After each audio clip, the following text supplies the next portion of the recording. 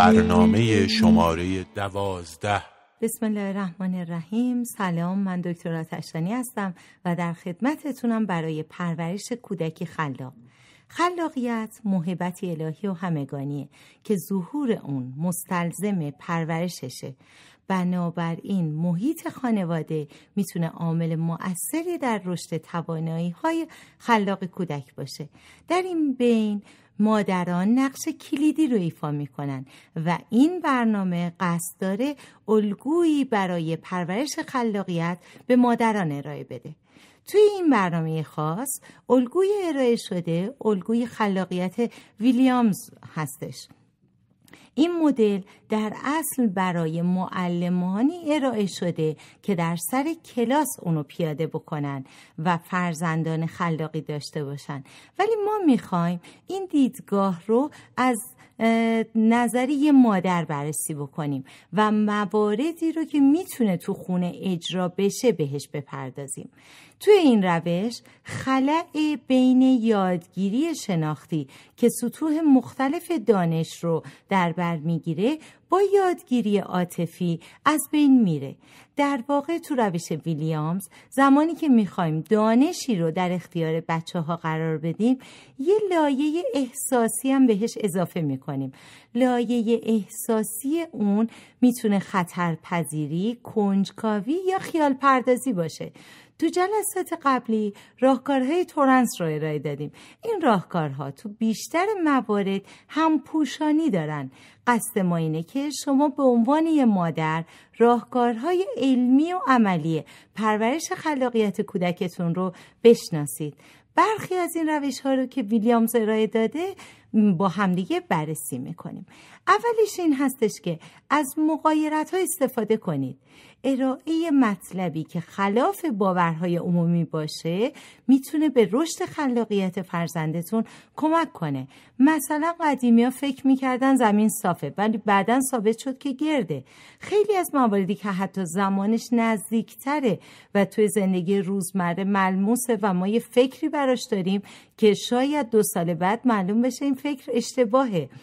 پس به راحتی میتونیم این نوع مغایرت ها رو به فرزندانمون بگیم و به اونا این توجه رو بدیم که هر چیزی رو فکر نکنن حکم مطلقه و محال خلافش ثابت بشه.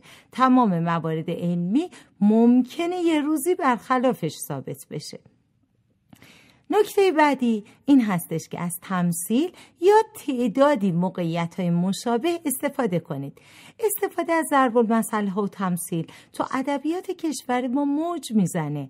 هرچه بیشتر بتونیم از این موارد در موقعیت‌های جدید استفاده کنیم، علاوه بر این که خلاقیت بچه‌مون رو افزایش دادیم، هوش کلامیش هم بالا میره.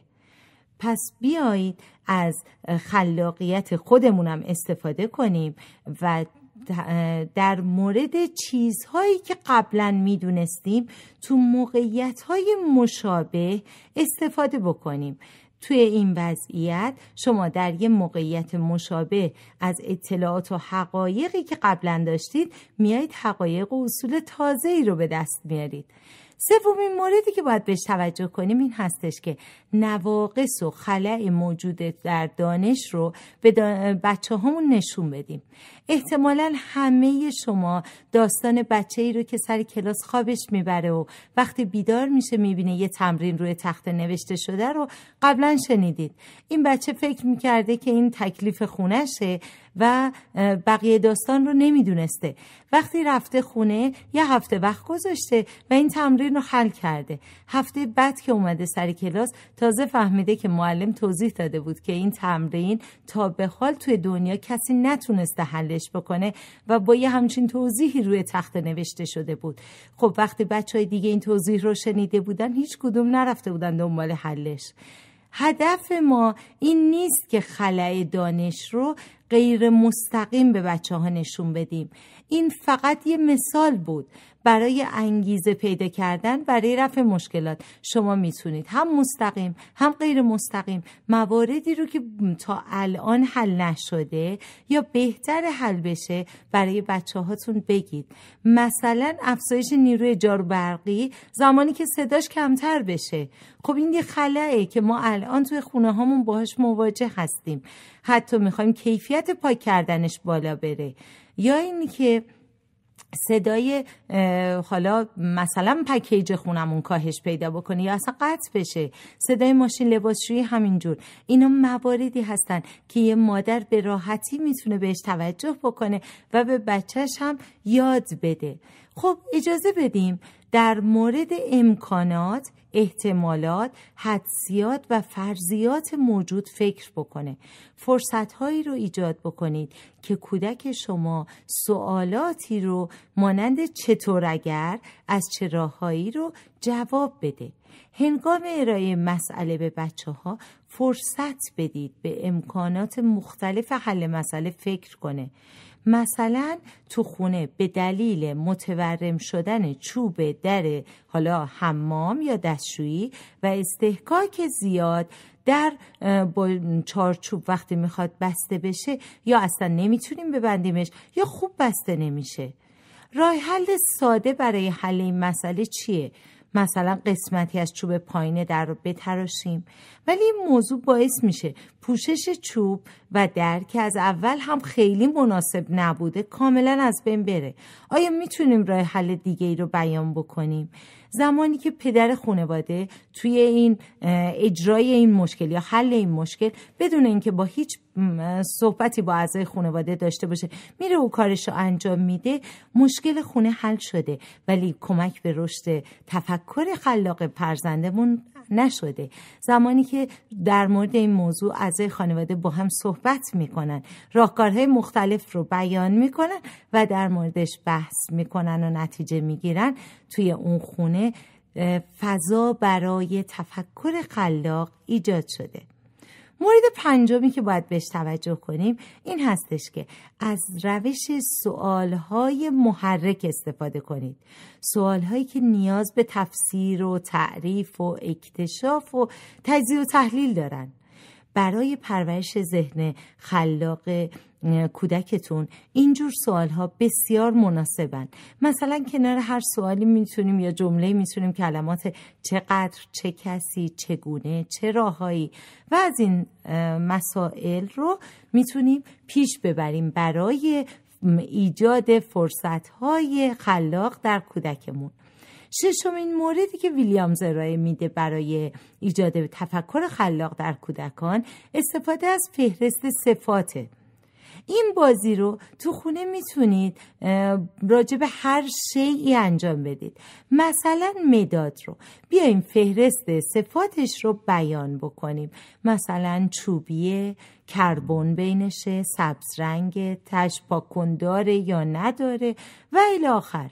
در برنامه‌های قبلی این بازی ارائه شده و شما میتونید قطعاً از سایت آموزشگاه شفق یا مؤسسه پرورش ذهن فرزام تو قسمت رادیو مادر اونا رو دانلود کنید. هفتمین موردی که ویلیامز ارائه داده، فرصت‌هایی برای کودکانتون فراهم بکنید که رمز هر چیزی رو جستجو کنن.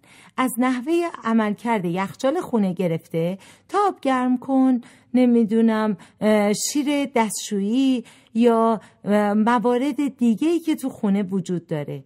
توی این راستا میتونید از فیلم ها و انیمیشن های علمی نهایت استفاده رو ببرید.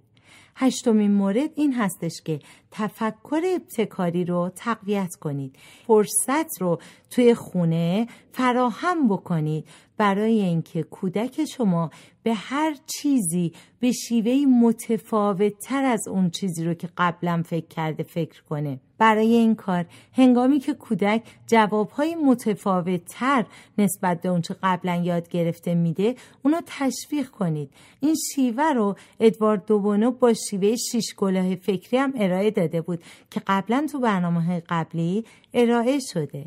9مین مورد این هستش که اهمیت تغییر رو گوشزد کنید. آموزش مهارت برای تغییر چیزها به قضاوت پیرامون امور ترجیح داره. از داستان‌ها و فیلم‌هایی که تغییر رو توی زندگی انسان ارائه میدن میشه استفاده کرد. کتاب‌های خوبی هم تو این زمینه تو چند سال اخیر وارد بازار شده. 10مین موردی که باید بهش توجه کنید این هستش که جستجوی تصادفی سازمان یافته رو طراحی کنید. یعنی به کودکانتون اجازه بدید به طور تصادفی در مورد اون چیزایی که میتونن تحقیق کنن. در این مورد میتونه از مسائل کوچیکی مثل جدا کردن آدامس از لباسشون که بهش چسبیده باشه تا مسائل اجتماعی و علمی حل نشده. از اونا بخواید که در زمینه‌های ناشناخته اطلاعات و راه حل‌هایی رو جستجو کنن.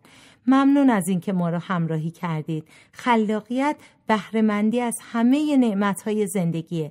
فرزندانتون رو برای استفاده از نعمت‌های خداوند آماده کنید. در پناه خدا بدرود.